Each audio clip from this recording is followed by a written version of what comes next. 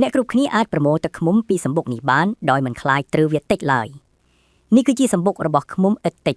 ឬដែលមនុស្សជាច្រើនស្គាល់ថាជាឃ្មុំចង្រើកទោះបីជាវាគ្មានត្រនិចសម្រាប់តិចក៏ដោយប៉ុន្តែវានៅតែអាចខំបានដែរលក្ខណៈពិសេសរបស់ឃ្មុំចង្រើកវាមានទំហំតូចខ្លាំងណាស់គឺតូចប្រហាក់ប្រហែលនឹង100ផ្ទៃដែរការសាងសង់សម្បុករបស់វាខុសប្លែកពីឃ្មុំទូទៅវាប្រើជ័រឈើលាយជាមួយក្រមួនឃ្មុំជាគ្រឿងផ្សំចម្បងសម្បុករបស់វាមានលក្ខណៈជាដុំរៀបបន្ទប់គ្នាគ្មានរបៀបរៀបរយមើលទៅរញ៉េរញ៉ៃបន្តិចប៉ុន្តែវាមានភាពរឹងមាំខ្លាំង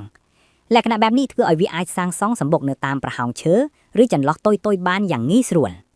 ទឹកឃ្មុំដ៏ប្លែកភ្នែកនិងប្លែកអណ្ដាតកន្លែងផ្ទុកទឹកឃ្មុំរបស់វាប្លែកជាងឃ្មុំដទៃព្រោះវាមានរាងដូចជាក្អមតូចៗដែលពេញទៅដោយទឹកឃ្មុំចង្រើកមានរសជាតិគឺជូរអែមដែលរសជាតិជូរនេះបានមកពីជ័រឈើដែលជាសមាសធាតុនៃសម្បុករបស់វានោះឯងអត្ថប្រយោជន៍និងការប្រមូលផលមនុស្សជាច្រើននិយមយកវាទៅចិញ្ចឹមនៅតាមសួនក្រោយផ្ទះដើម្បីឲ្យវាជួយលំអងផ្កាដោយសារតែវាគ្មានត្រនិតតិចដែលបង្កគ្រោះថ្នាក់